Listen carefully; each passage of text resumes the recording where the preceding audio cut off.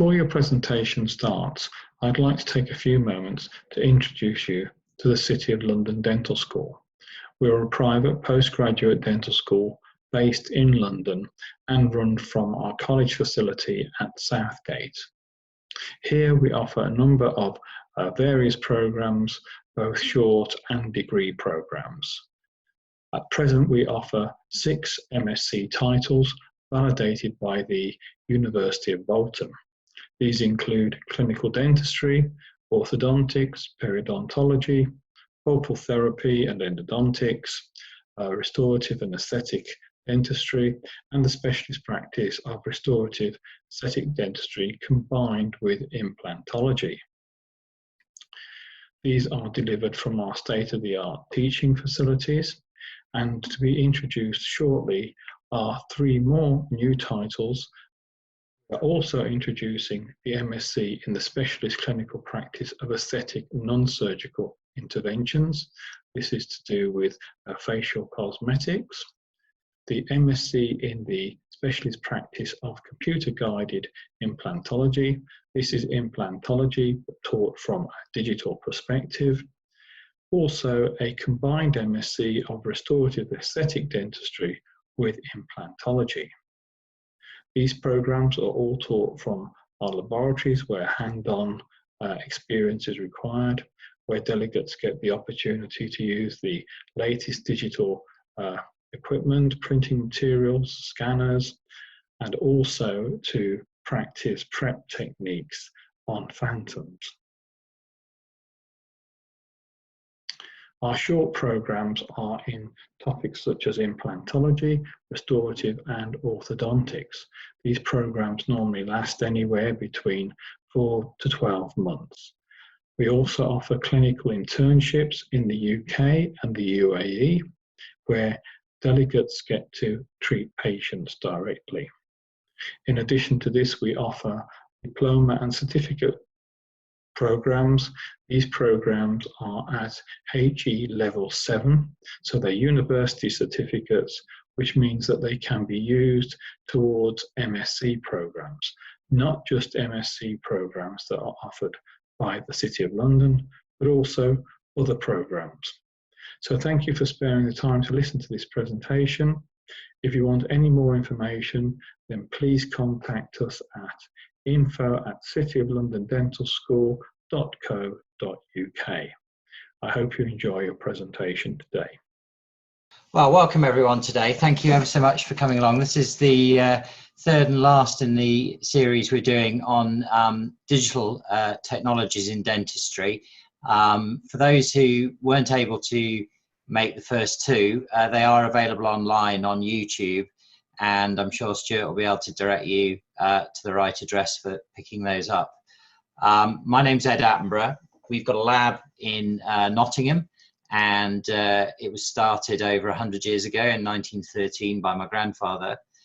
Classic workflow all the way through until the late 90s, when we invested in the UK's first digital production centre system with in-house scanning and milling. And that centre's grown over the last 20 years to be one of the largest in the UK and on the radar of the large ones in Europe. So we're a full service lab. We offer orthodontics, crown and bridge, implant work, acrylic and chrome removable prosthetics. So we have a very experienced team, and we're very used to working with digital and classic workflows and hybrid workflows, which we'll come on to talk about a little bit more in a minute. So got quite a bit to get through today. Again, it's going to be about an hour and a half, depending on how many questions we have at the end. So let's crack on and go through what we've got. So today we're going to talk about digital data in the file format, because I want to get everybody in the same place. I know some of us might have covered that in the first 2 lectures, but we have to start somewhere. So we'll very quickly cover that.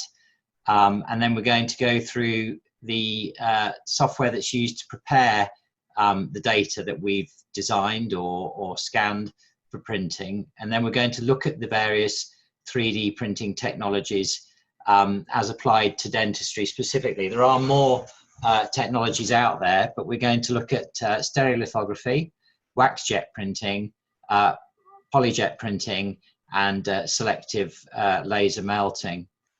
Once we've gone through those technologies, we'll look at some of the technology workflows in dentistry. As just discussed, we'll look at the hybrid workflow, which is a mixture of digital and classic.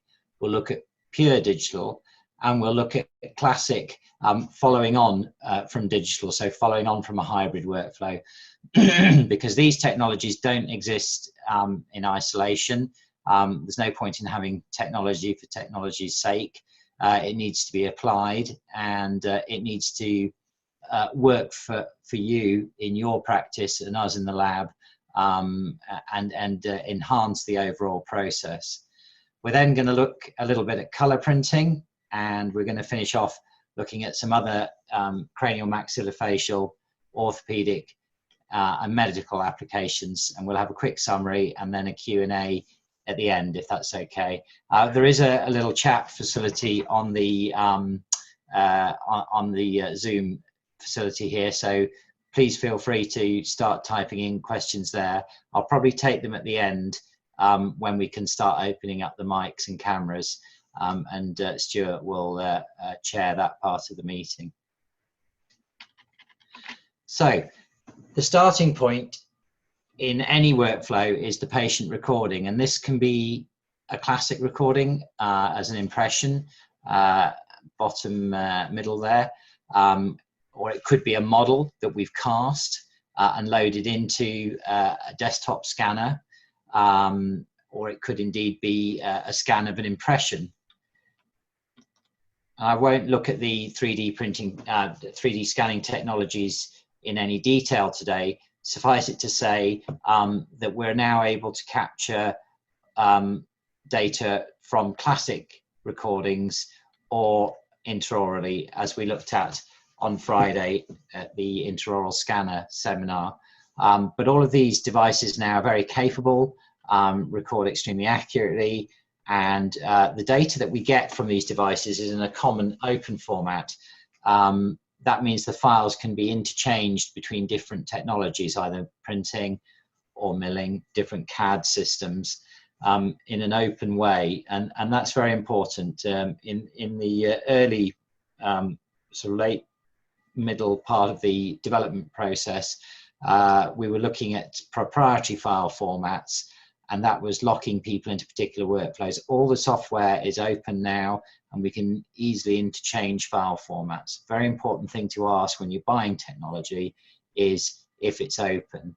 The industry standard format that's been fallen upon is a standard called STL, which stands for stereolithography, and that's a point cloud based format which represents the surface anatomy of the tooth or prep that's been scanned as a triangle mesh, and each aspect of the anatomy is represented. Where you have more detailed anatomy, you have more triangles; less detailed anatomy, less triangles. So it's almost like a self-optimizing zip file format for 3D representation of data. Once we've captured that data, it may go through a process of design in CAD, computer-aided design, and that will output another STL file, which we then want to manufacture. The first thing to look at is how we prepare those files for manufacturing. And all of our printers have a build volume, so a certain volume inside the printer that we're going to start manufacturing items. And we've got to decide where those items are going to be placed on the build platform. Now, this is a bit like a game of 3D Tetris. It's about fitting as much into one build as possible to optimize the build time, because rather like when the plane leaves or the train leaves the station, if you're on it, you're on it, and if you aren't, you aren't. So you want to make sure that all the jobs that you've got during the day that you want to manufacture are all batched together and fit within the build envelope. So here you can see in 3D a representation of a build platform, quite a small build platform here, with a set of 3-unit bridges. So we've got 10 3-unit bridges nested into that build platform. So having prepared the files for printing, let's look at the various different printing technologies that are out there. And we're going to look, there are more than the 4 that we're going to look at, quite a lot more. They're all variations actually on these core 4 technologies. But these are the 4 that are predominantly used in dentistry today. We'll perhaps look in the summary, if we've got time, at some of the future technologies and emerging technologies that may be applied to dentistry in the near future. So the first one we're going to look at is SLA, or stereolithography. This technology is quite mature. It was developed in the format we're going to look at by a company called EnvisionTech in the late 90s. Prior to that, 3D Systems had done some work in the area. And the way it works is that basically it's all based around photopolymerizing liquids that we're all quite aware of in dental technology, light cured composites, for example.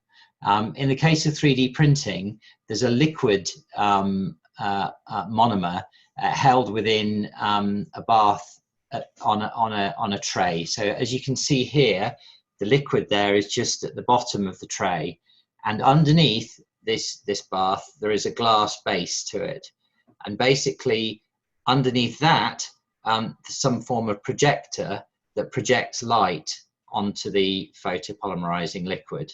So the 3D object is that we want to manufacture is divided into slices, and each slice is projected on the underside of this bath of photopolymerizing liquid.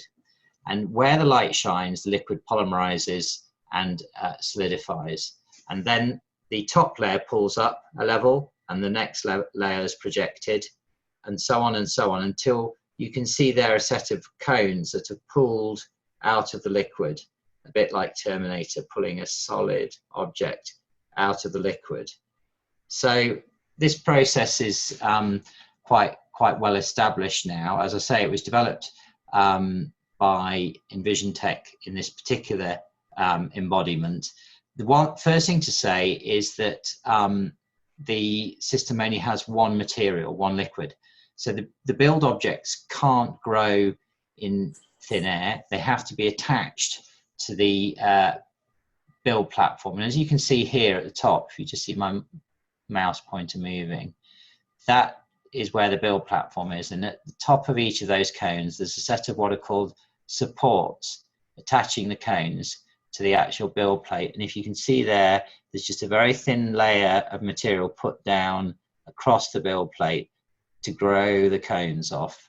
So obviously wherever the supports touch the object, that is obviously going to need to be removed, a bit like sprues being removed from a casting, for example. The second thing to say is with the DLP light projecting technologies, that is to say ones that are used like the 3D printing from projection, these technologies require optics, and obviously when light goes through optics, there's a slight distortion. Excuse me. The print is more accurate in the center of the build platform than it is at the edge. So that is an issue with a lot of DLP processors, and DLP light processors, digital light processors, are the ones that are used in, for example, your PowerPoint projector uses one of those. So we have a non-linearity across the build platform, and that can lead to obviously certain distortions and inaccuracies in the final build. The second thing to say is with this technology that the material isn't fully cured in the machine. So after the printing and after the build is removed from the platform, it has to go in a light box to be fully cured. And during that curing process, the material will shrink slightly or change dimensionally. And again, this is another cause of inaccuracy. With respect to the optical distortions caused by a lens on DLP systems, these are overcome to some extent by laser systems which instead of projecting an entire slice or mask on the bed of liquid, project just a single spot, and that where that spot is guided by the laser, it cures the material. So those systems are linear, but obviously they are slower because they're only curing one voxel, which is a 3D pixel at a time, rather than curing 10 megapixels or 10 megavoxels across the entire build platform that a DLP system will do. So you can see pros and cons to the two techniques. Also, the wavelength of light that's used to cure the photopolymer is important. A lot of these systems hitherto have worked on UV cured systems with quite high intensity light, and that means the cost is pushed up slightly. And you can see the wavelength. Typically, UV cured systems will have an orange hood. We're seeing the emergence now of more sensitive photopolymers that can be light cured, and typically these machines will have a red colored hood to filter out the wavelengths of light that are particularly susceptible to causing the material to polymerize or autopolymerize. The advantage of light cured systems is that you can then use much simpler technology to project.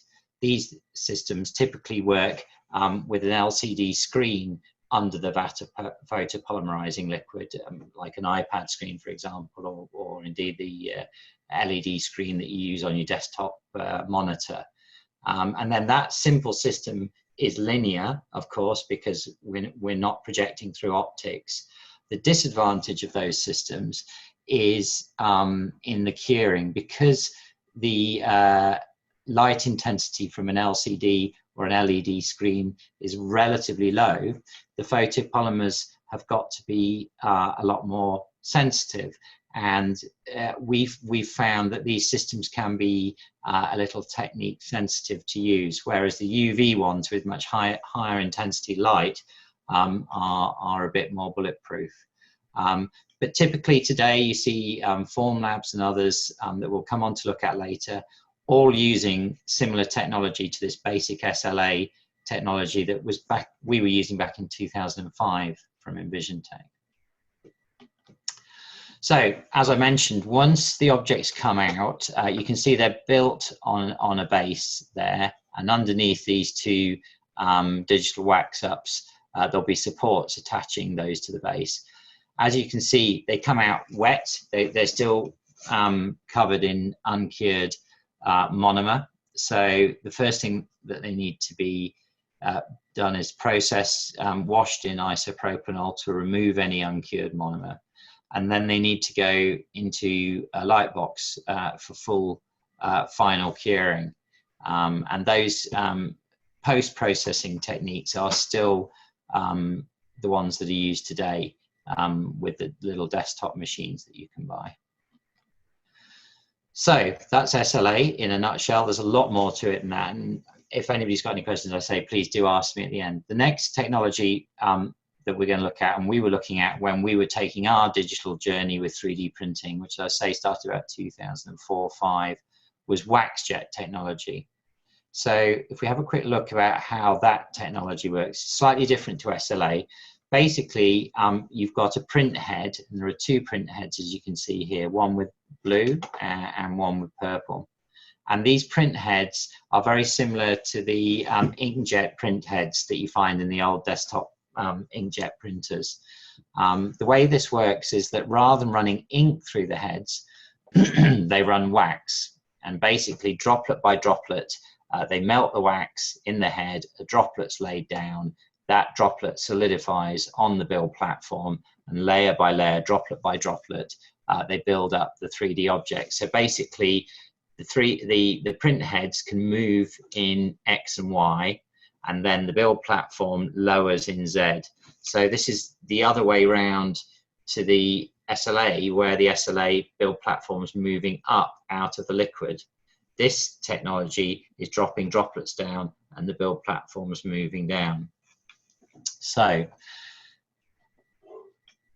the advantages of this system are that it's obviously building in two materials, and here we can see the final object, which doesn't look like much at this point in time. Basically, within the purple support material, you can see the light blue build material encased, and the two waxes have different melting points.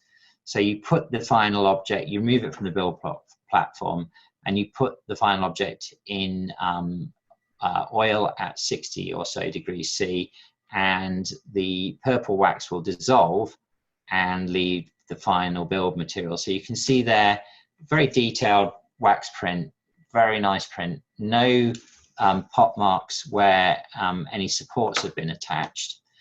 The other thing to say very quickly, coming back to the SLA technology, is that because the builds aren't fully cured within the machine and they have to be post-cured afterwards, the material is slightly flexible, and that means that it's quite important where you position the supports, because the material can sag between the supports because it isn't fully cured, and that's another source of distortion. Whereas with the wax jet printing, because the build is fully supported and encased in support material, there's no risk of it sagging. And when the material comes out of the printer, it's fully cured. There's no post-curing, so no risk of shrinkage or other distortion. So wax jet does overcome some of the limitations of SLA. The disadvantage is that because it's laying down voxel by voxel, it's extremely slow because you have to wait for the wax to solidify as it comes out the print head. Very beautiful wax ups, but quite slow, and so slow that it's difficult to justify economically in dental. These machines are very popular in jewelry, where they need particularly fine and detailed wax ups. But you know, if you're going to do a certain number of crowns and bridges a day, you will struggle with one of these machines. But the wax ups are exquisite, and still today, you know, 10 plus years later, I would say they're one of the best wax ups you can get. The next technology that we're going to look at is polyjet. And when we started our journey, I've been gone through SLA and waxjet and seen the advantages and disadvantages of each. We were looking for a technology that solved some of those problems, and polyjet was what we settled on at the time. So how does polyjet work? Well, basically polyjet is kind of a mix between SLA and waxjet printing. It uses a print head rather than a single jet. It has, as its name would suggest, a number of jets, a matrix of jets that are jetting out the material. And the build material itself is a photopolymer. The support material is still a wax-like material, but the build material is a photopolymer. And as the print head comes across the build platform, jetting out the photopolymer, a UV light, a stroboscopic light, extremely high intensity light, shines on the material as it hits the build platform and build, and solidifies it immediately. So as soon as the droplet comes out the head of the printer and falls on the build, it solidifies, and that greatly speeds up the process. This was the system that we settled on from 3D Systems back, I think, in 2007, 8, and indeed the technologies that we use now from Object Stratasys are based on a similar technology of polyjet printing. 3D Systems also had part of their process was that the materials were solid at room temperature, so they were using both the photopolymerization and the natural solidification of materials to improve the resolution, whereas Stratasys, the materials in the cartridges are liquid at room temperature. We don't see a huge degradation in the quality of the print between those two different slight variations on a theme of the technology. But one of the things we do see a great advantage of is not changing the state of the build material in the print process. If a build material in the cartridge is naturally solid and needs to be warmed up to liquefy it, to pass through the feed mechanism and head, this can lead to certain sensitivities, and we did find with this particular machine that the heads and the feed paths were clogging. So many a happy weekend spent under that, keeping it going. But you have to cut your teeth on something, as they say, and you live and you learn. And that knowledge that we learned from this particular machine was incredibly valuable. The prints that came out of it were really, really lovely. So that's PolyJet, and that's the technology that we settled on for a lot of our printing. The final technology we're going to look at is SLM, or selective laser melting, and this is quite a different technology. The way this technology works is, again, it works with a single material, but instead of in a liquid form, it works with the material in a powder form, and it lays down a very thin layer of material, a few micron, maybe 10, 15 micron thick layer of powder across the build platform. And then a laser fires in to the material, and where the laser hits the material, it melts it together, it sinters it and solidifies it. The position of the laser is controlled by a computer, so a bit like the laser that scans your barcode at the checkout at the supermarket. You have a couple of galvanic mirrors, and they basically move the position of the laser across the build platform. A layer is sintered together, powder is put down, another layer is sintered. And this whole process obviously has to happen in an inert atmosphere to prevent oxidation of the material. So the build chamber, as you can see here, is typically sealed and either runs under, depending on the alloy that you're sintering, either runs under nitrogen or argon for metals. So you can manufacture directly 3D print metal items, frameworks, copings, etc., using this technology. It takes quite a while to do. It's a single material process, so again, you're going to need supports for it, and you've got material costs of gas, argon or nitrogen on top of that. These machines are extremely expensive, so you're looking in the region of 150,000 to over $500,000 for one of these machines, and typically the build platform is around 250, so 250 millimeters by 250 millimeters by maybe 15 millimeters. That's the sort of height you're looking at to build on those. But you can get a lot of crowns and bridges in one build, possibly 400 plus. So it is economic. Does it make sense to be running one of these machines in the practice? Probably not. And this is, I suppose, one of the discussions that we need to have about the four technologies that we've just discussed.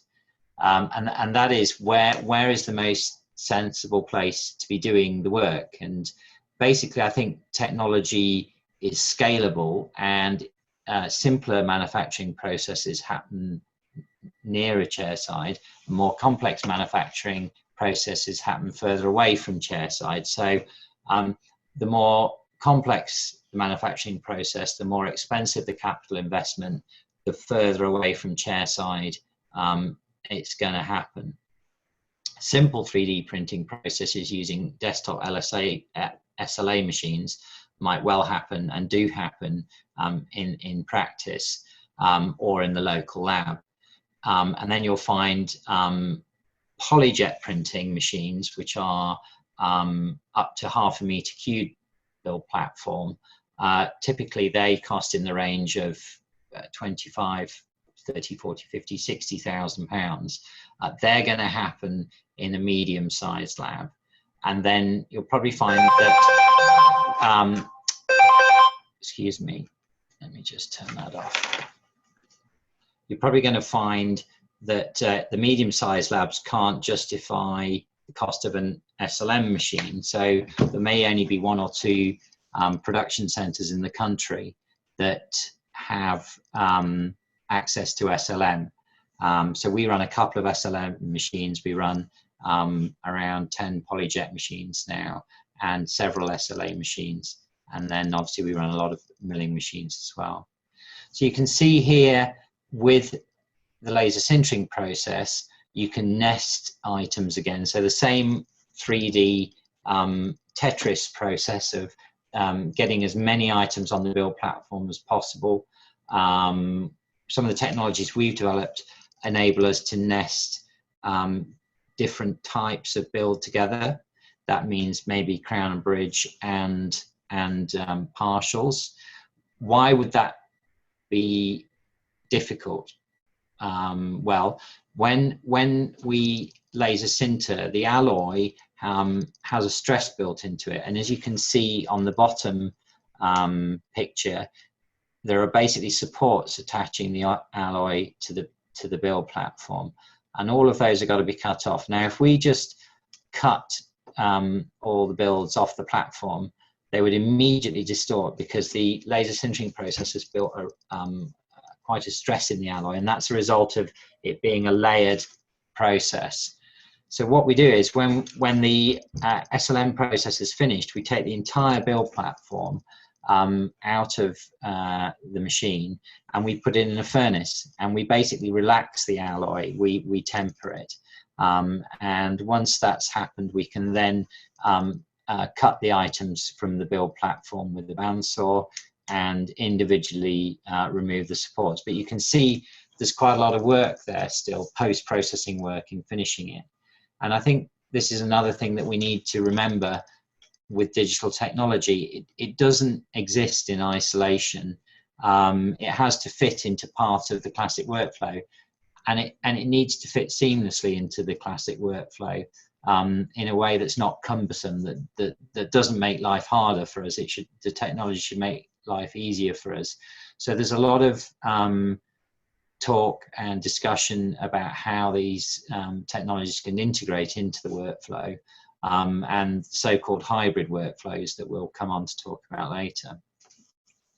We've managed to reduce the overall unit cost in the items that we laser sinter, because we do have an R&D department. We've managed to nest together crown and bridge and partials all on one build platform, using different parameters for the laser. So as the laser scans across the build platform, it might use one set of parameters for the chrome over here, and it might use another set of parameters over here for the crown and bridge. So in that way, we can cross-subsidize the cost of the manufacture of each component and keep the overall unit cost down. So you can see these kind of technologies do lend themselves more to a manufacturing rather than a practice or clinical environment. And here we can see some copings grown off the build platform. And again, you can see here the supports, all of which are going to need to remove, so quite a lot of grinding. Here's a chrome partial that we laser sintered, and this is kind of indicative of the surface finish that you get from this process. And here we've been experimenting with different kinds of supports. So these supports, to give you some idea, looking at the ruler on the left hand side, are kind of in the order of, you know, probably a couple of hairs width in thickness, and so they're much easier to remove. You can imagine removing the supports here is a lot of work, grinding them back, those thick supports, whereas here we can just twist them off very easily. Again, you know, the position of supports with SLM is important, but not as critical as SLA. Why is that? Because as we build up the object, it is supported already by the powder in the build platform that hasn't been sintered, so it's embedded within the platform. And here's an example of the finished object on the left. As you can see, we haven't done much there to that out of the machine. Basically, it's been put in a furnace and relaxed, and then we've removed the supports, sandblasted it, but no other finishing done to that. And underneath you can see a PolyJet printed model, And I can tell you this is quite a while ago now. It's a few years back. We were able to push that partial on the model and just hear it click perfectly in place, no rock. And you know, you really feel you're on top of your game when you've done that. I've got a really passive finish because you've got two completely different manufacturing technologies with two completely different workflows and processes and two completely different set of parameters. So to be able to control both to such a level of accuracy and quality to get such an excellent fit is a kind of indication that you're kind of on top of the game as far as 3D printing or additive manufacturing, as it's called, is concerned. On the right, we just show out of interest a milled PEEK plate, and we are seeing PEEK being used more in dental as a material, polyethyl ketone, and typically at the moment that's milled because the processes aren't necessarily CE marked for additive.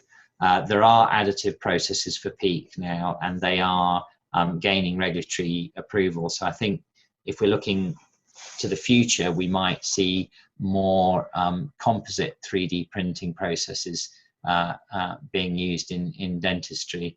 But at the moment for composites, it's mostly milling. So those are 4 technologies.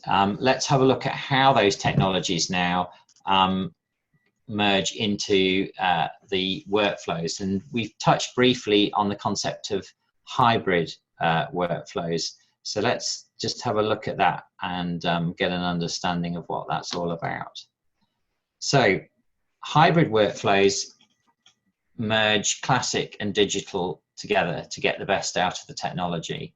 And most of the creative use of the technology that we've seen is in and around hybrid workflows. So one of the applications that we thought of at the start when we were working with EnvisionTech back in the 2004-05 was to 3D print our wax ups for investment casting. So you can see here the wax up from the WaxJet printer in a casting ring ready to be invested. There we go. And also you can see we experimented with the SLA prints from the EnvisionTech machine. Now, when you start merging technologies, we have to remember some of the our classical education about materials and expansion coefficients. So with the wax material from the WaxJet machines, there was no change whatsoever to our workflow or our materials because the wax behaved exactly the same as a hand wax would do. All we needed to do was sprue it, invest it and cast it. Indeed, we could have printed these sprues as well, but actually it's more cost effective just to hand wax those in terms of time saving, because if you recall, the WaxJet printers aren't the fastest in the world. With the SLA materials, they've obviously they're obviously a mixture of photopolymer and wax, and so they don't behave in quite the same way as wax when you invest and cast them, and they do expand slightly before they burn out, and some of them can leave a slight carbon residue as well. So we did a lot of work matching the expansion coefficient on burnout of the SLA material with the investment materials, and this work stood us in really good stead for later use of polyjet prints for wax ups for investment casting of partials, as we'll see shortly. From that point on, the hybrid workflow becomes a classic workflow. We burn out in a furnace. We put in a centrifugal casting machine, the ring, and we cast. And there we can see the casting ready to be devested. And after removal of the investment, you can see that the actual casting really is very good quality. That's an extremely close-up photo. And I think we'd be happy with that quality from a hand wax up, let alone with a digital one. So the technology has to work for you. It has to reduce your labor, and it has to produce a quality that's as good as, if not better, than the classic technique. And I think here with this hybrid workflow for investment casting, we can see that it delivers on that.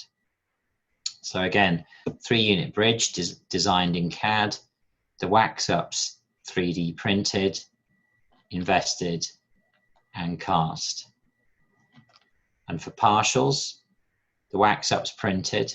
Now here you can see across the heels of the casting a bar. Now these bars are to brace the wax up to prevent it distorting either in transit or during investment, because with the wax up process, the casting process, the hybrid workflow, we don't generally have a refractory model, and obviously the investment, when it cures an exothermic process, that can warm the wax ups and slightly distort them.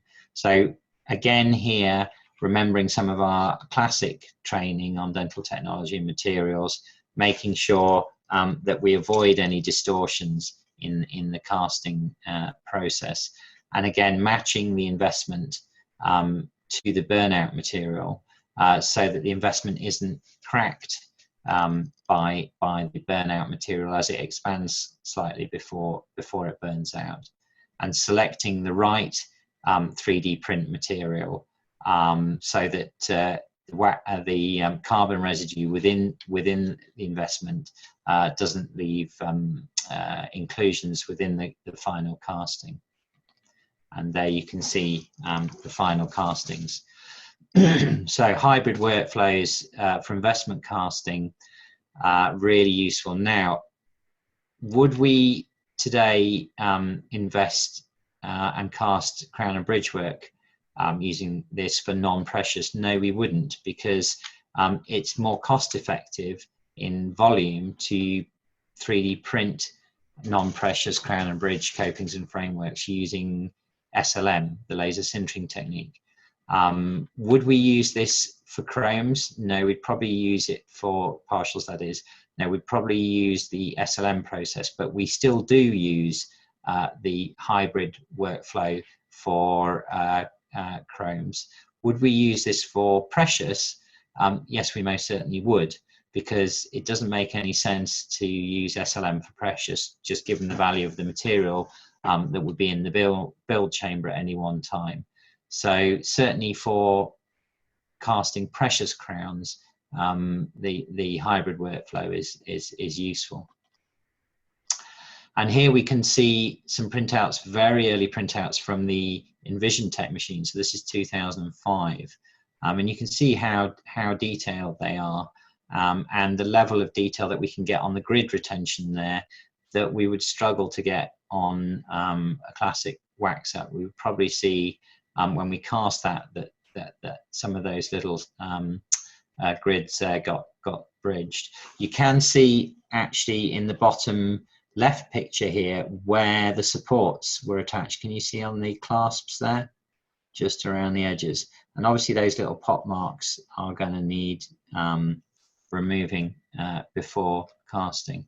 But the final object was really lovely. So all of those processes work well and lend themselves to hybrid workflows. If we look at 3D printing or additive manufacturing, AM, in dental, we've looked at the first two applications there. Top left, we've got a wax up for a crown, and we've got a wax up for a partial that we're going to do a hybrid workflow and invest and cast. The next hybrid workflow that we can look at is wax ups for injection molding of dentures using perhaps flexible denture material. That's a popular technique. We also use the 3D printing for manufacturing surgical guides, drill guides, and we looked at those in Stuart's earlier lecture a couple of weeks ago.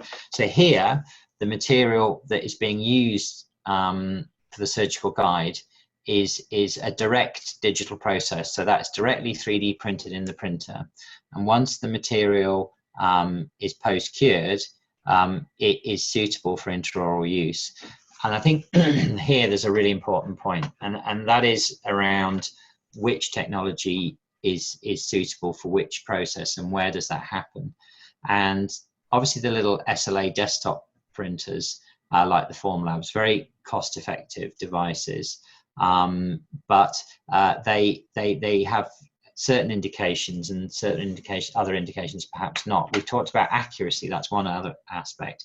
The other aspect is the safety of the materials for direct intraoral use. And we're going to see, as materials science moves on in 3D printing, that there are more and more materials become available for pure digital workflows rather than hybrid workflows, where we use a digital print to indirectly manufacture a dental device out of a custom-made material. We're going to look at 3D printing dental devices directly out of 3D print materials in a printer. But if it's SLA or any photopolymer based process, we need to be 100% sure that those materials are fully polymerized. Firstly, clearly we wouldn't want any uncured monomer in the mouth for even short-term use, but particularly the photo initiator that's used in the 3D print materials is not a particularly friendly material, and we wouldn't want any of that in the oral cavity.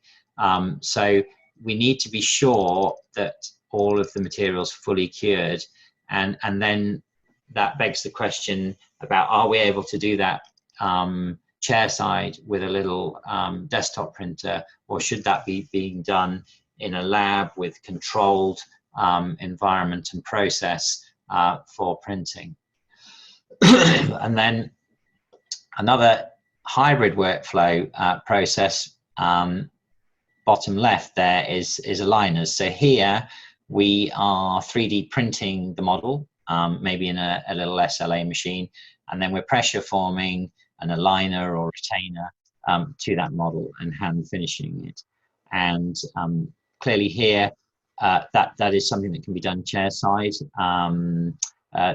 The final material it's a hybrid process. The final material we're going to use, the blank, is a CE mark material. Clearly we're going to clean and wash that aligner or retainer once it comes off the model before it goes in the mouth. We're going to sterilize it so that the risk of cross-contamination with uncured monomer or photo initiator is very low. So I can see that those sorts of processes are more possible to do chairside. So if you've got any other interests in hybrid workflows, and you know, I'm conscious of time here because we're almost an hour in, there's a link for you. Now, don't worry if you haven't got all of that down, because Stuart turns all of these webinars into YouTube videos and they're available at the end. But there's a really nice, it's not actually dental specific, that video, but it just shows a whole number of variations on a theme of hybrid workflows for different manufacturing processes. And it might be food for thought for playing with one of these little machines. So we've looked at hybrid workflows. We can look at pure digital workflows. And again, coming back to the Formlabs, this is an SLA based machine. So you can see this is the sort of newer version, similar process to EnvisionTech. This is a Form 2, there's Form 3 available now. These machines are around £3,500. The build platform is about so big, so they're quite small, but you can get quite a few models in. Another thing to say about SLA is that, as well as having just a single material and having supports to attach the material to the build platform. The orientation of the part within the build platform can affect its accuracy. So if you build a part flat, it's going to have one accuracy. If you build a part vertical, it's going to have another. And if you build this at an angle, another again. And typically, the prevailing school of thought is that if you build models at an angle around 45 degrees, that's the least susceptible to distortion from the build process. You can manufacture models here directly from intraoral scans. That's one use. And here we can see a model with an analog in it from an implant protocol. You can manufacture surgical guides in these again, but make sure it's fully cured. Let's remember that these machines only have a certain accuracy, and you know that accuracy, is that adequate for implant guides, or would you prefer to use a polyjet printed model that's entirely linear over the build platform?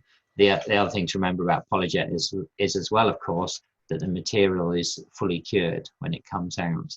So again, the risk from the monomer or the photo initiator, it isn't there. But certainly for models, for study models, for models to do vacuum forming on, and a host of other potential hybrid applications, these little machines are absolutely great. And they have a wide range of materials of different shore hardness or flexural strength that I can show you a little bit later on.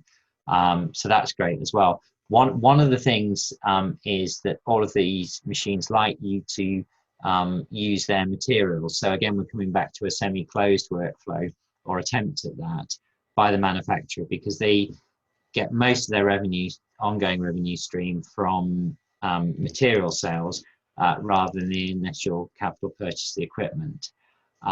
So what Formlabs tend to do is, if you use a Formlabs genuine material, it works in a sort of Formlabs resolution, which is higher. And if you use a cartridge from a third party, which you can do, then the machine automatically lowers the resolution of the print. These can be overcome. There are various tricks and hacks that you can use to get that. But remember, again, if you're using one of these machines in the practice and you use a third-party material and you go slightly off-piste with the workflow, can you guarantee that that material is fully cured if you're going to put it in the oral cavity? And a really important point to bear in mind. We're seeing a lot with SLA with companies like Rapid Shape now, that they're actually linking the 3D printer to the post-processing technology. So there's a lot of development now in 3D printing about automating the finishing of the parts as they come off, because there's still quite a lot of labor, as you can probably see, to finish these parts off. You've got to cut the supports off, you've got to wash them in isopropanol, you've got to post-cure them, they might shrink. So people are looking now at automating some of those post-processing processes. Formlabs has something called wash and cure. So there's an automated isopropanol little mini dishwasher, for want of a better word, part washer, that will prevent you having to do that by hand, because handling isopropanol isn't ideal.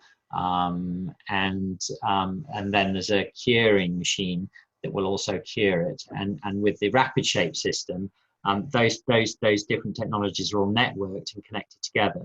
So the Rapid Shape system knows exactly what you've printed, and knowing what you printed, it knows exactly how much washing is needed for those individual parts, and then it knows exactly how much light curing is required to cure those parts, and make sure all the material is fully cured. So in that way, you've got an end-to-end process. And so a question somebody asked me in a previous webinar was, what about CE mark for these materials? Well, the materials per se are not CE marked, because obviously it can't be used in the oral cavity until they've been processed. They can carry a CE mark in the final build if the manufacturing process is followed exactly. So exactly the right build material, exactly the right washing, and exactly the right light curing afterwards. So again, going off piece and using third-party build materials, and I'm not here to sell you materials, but I'm just here to really raise your awareness of the pitfalls of some of these technologies. If you're using third-party 3D print materials, can you guarantee they're fully cured before you use them intraorally? Really important thing to bear in mind. PolyJet, on the other hand, a direct printed, so full digital workflow. These materials are fully cured in the machine. The support material that they're encased in is just dissolved away, and so it's a completely linear process. And the materials that are in the machine, because it's one process completed entirely within one machine, the materials, some of the materials that are used in the PolyJet process are CE marked for end use, i.e., we can 3D print a surgical guide in Med 610 in an object stratasys machine, and that surgical guide will basically be a CE markable device at the end of the process. So, but again, the PolyJet process more expensive and lends itself more to mass customization or a production center environment where the build platform is up to 0.5 meter cubed, so you can get hundreds if not thousands of models in one print, and batch process. That doesn't make so much sense to have one of these in the practice. 25 to 60,000 pounds is a lot of money, so you might be better to send PolyJet printed models downstream to your local lab or production center. So I would use SLA for simple crown and bridge models. I probably wouldn't use it for all-on-4 or all-on-6 implant-borne models. I'd use it for pressure forming of retainers and aligners. And as the processes develop and the post-processing develops and CE marking becomes available, obviously look at that for prosthetics as well and dentures in the future. On the other hand, I would use PolyJet for most indications. I'd use it for crown and bridge models. I would use it for all-on-4, all-on-6 implant-borne restoration models.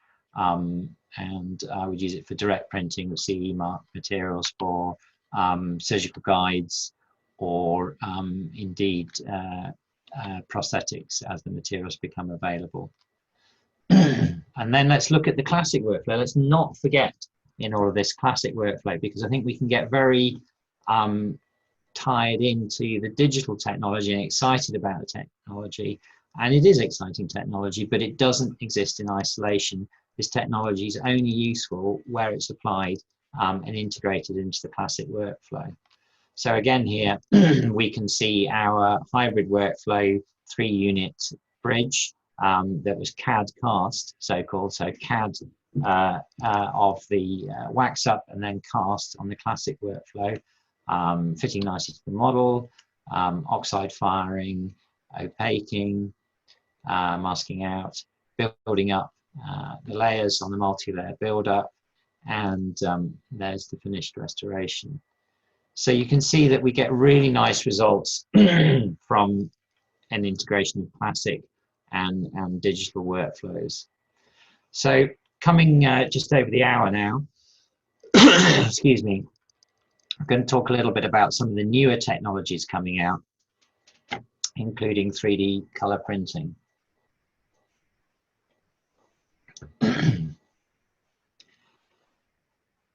So this technology is really exciting. This is PolyJet printing. All of these items that you see here are colored 3D printed, and the resolution is absolutely astounding. And these machines, stratasys machines, starting with the J750R, there are smaller ones now, are all Pantone accredited. That means that they will print color to an exact color match. So like the Pantone process accredited the workflow for traditional litho printing, color printing magazines, and so on and so forth. So the Pantone process has now been applied to 3D printing and validated for this particular family of machines. So we can print photorealistic mock-ups of items as they're designed in CAD.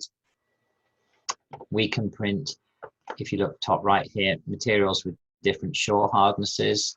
So for example, the silicon gingivae on implant models, we can 3D print full color photorealistic models, and models with varying degrees of translucency or transparency.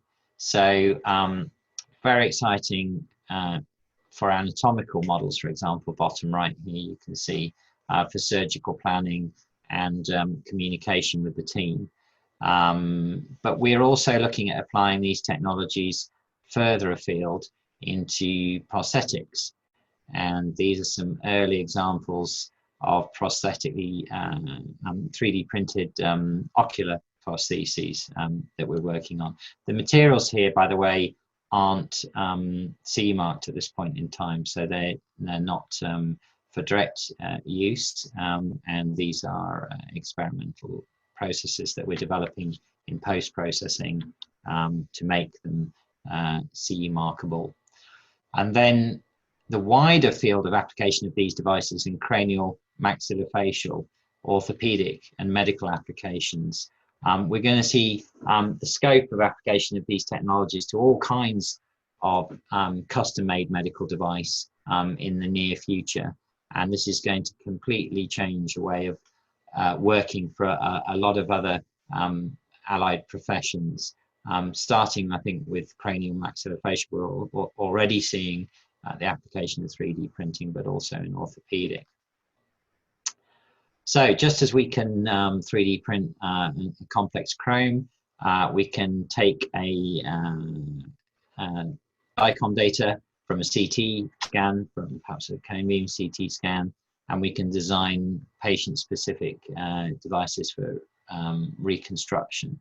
And this is happening now, and this is something that we're involved in. So we can also print, obviously, anatomical models for surgical planning, as we've already mentioned, in great detail. And again, these are PolyJet. So PolyJet does really lend itself for this kind of process, I would say, over SLA.